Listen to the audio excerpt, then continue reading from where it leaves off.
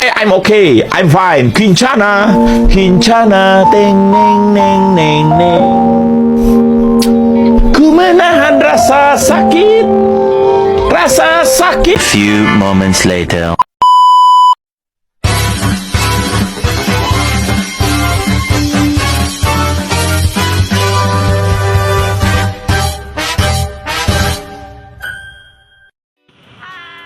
Jadi kita lagi ada di kedainya Ibu Ani. Iya, ini kedainya ya. Ibu Aninya tapi lagi banyak ya. Nanti kita akan mewawancarai Ibu Ani sebagai pelaku usaha ayam penyet sambal hijau. Tonton terus, dadah.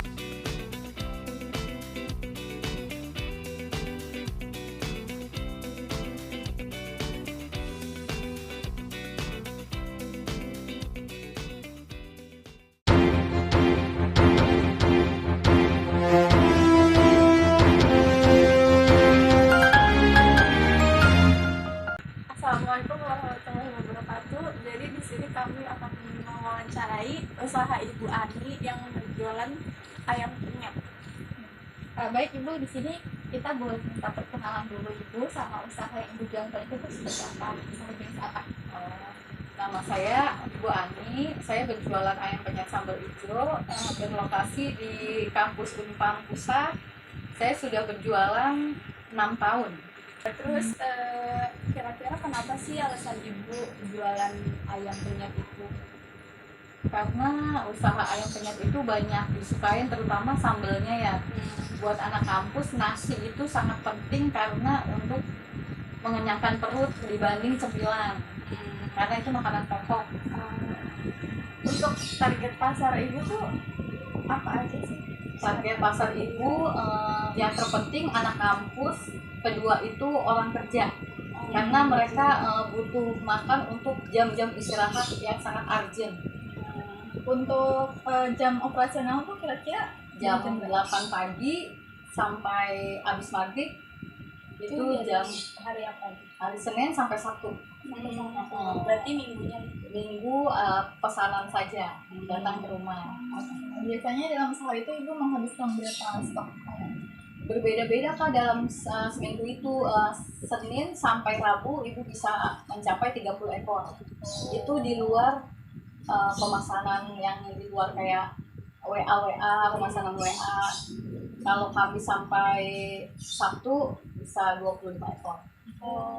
Berarti ramenya di Senin. Ya, karena di Unpam itu paling aktif seminggu itu 3 hari. Untuk yang reguler. itu. Ya, kenapa Ibu tuh kayak apa sih namanya? Ya kan sekarang kan zaman udah canggih, teknologi itu banyak pemesanan dari GoFood, ShopeeFood gitu. Ibu udah melakukan hal itu belum sih? Sebenarnya sih ada Kak, di pikiran ibu tuh terbesit karena kan sekarang zaman teknologi canggih ya, jadi orang-orang tuh pengennya instan di rumah langsung ada makanan gitu. Tapi untuk saat ini kayaknya ibu belum bisa gitu karena pemesanannya udah full gitu, karena tenaga ibu tuh cuma berdua gitu. Jadi sampai saat ini belum, nanti mungkin tahun depan ibu bisa. Kenapa karyawan? Dari kampus ya. Kampus itu kan banyak banget tuh yang jualan ayam-ayam. Itu tuh yang ngebedain Ibu sama yang lain tuh, aku bisa kayak anak perempuan tuh suka banget ke Ibu. Satu sih Kak, rasa jadi tuh kalau rasa, jadi tuh yang nomor satu kualitas harus dijaga gitu. Apalagi ditambah lagi dengan ibu harga yang paling murah. Jadi tuh jangan dipandang murah, jadi rasa tuh pasti nomor kesekian gitu. Enggak. Jadi kalau jualan itu yang terpenting tuh harus kualitas, mutu, dan kebersihan. Kira-kira Ibu ada rencana buat apa ya, buka usaha bukan maksudnya Cabang baru? ada, insya Allah akan diumpam lagi. Amin. Karena banyak yang iri ya. Iya. Jadi kok Unpam Pusat, Unpam Victor, nanti kalau Victor agak jauh ya. Oh Witana, oke. Kalau Witana itu nanti akan segera. Kalau di kantin biasanya kan ayam sekitar 12.000 ya. Ibu kenapa bisa jual 10.000? Itu apa ada untung? Sebenarnya sih Kak, kalau untuk untung rugi ya di dalam penjualan itu nomor kesekian gitu. Kalau ibu tuh sistemnya tuh pengen ngikat dulu tuh pembeli supaya terus beli di ibu dengan cara apa gitu. Jadi satu, ibu harus menjaga rasa ibu terus sama. Kedua, ibu harus menjaga kenyamanan pelanggan ibu untuk tetap beli di ibu. Ketiga, kenapa ibu jual, kenapa kok ibu bisa jual harga yang murah? Kalau ibu bisa, kenapa ibu harus jual harga yang mahal? Dengan yang murah, yang enak, itu ibu udah dapet keuntungan yang banyak, karena setiap harinya pelanggan baru ibu akan ada lagi. Jadi itu Kak, jadi kita harus pakai sistem seperti itu.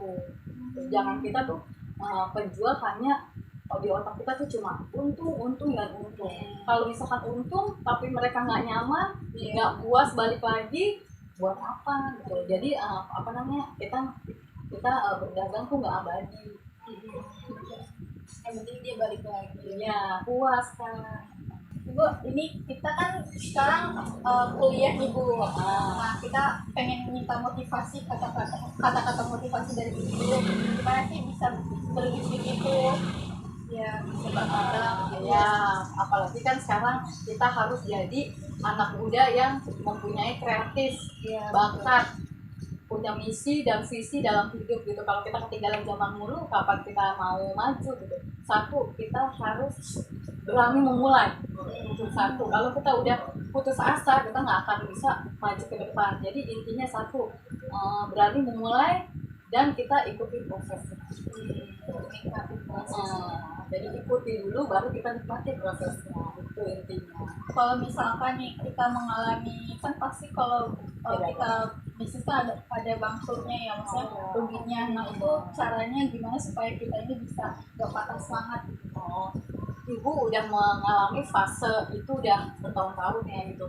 Jadi di dalam, kalau kita udah nyemplung ke dunia apalagi dagang ya, kita harus gagal itu nggak bisa satu kali, gagal lagi dan harus bangkit. Itulah kalau kamu belum mau menerima kegagalan, berarti kamu nggak bisa memulai. Kan ibu tadi udah bilang kalau usaha harus berani memulai gitu Pak. Jadi harus tetap bangkit lagi.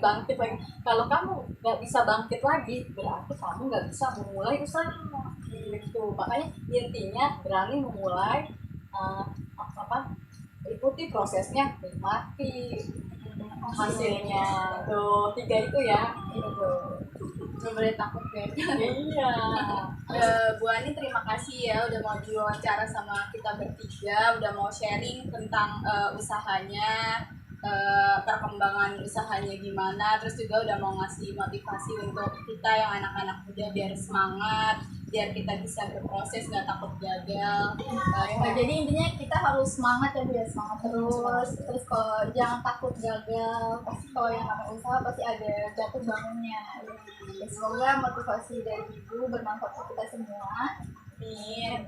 Sekian wawancara hari ini dengan Bu Ani. Kurang lebihnya mohon maaf. Wassalamualaikum warahmatullahi wabarakatuh.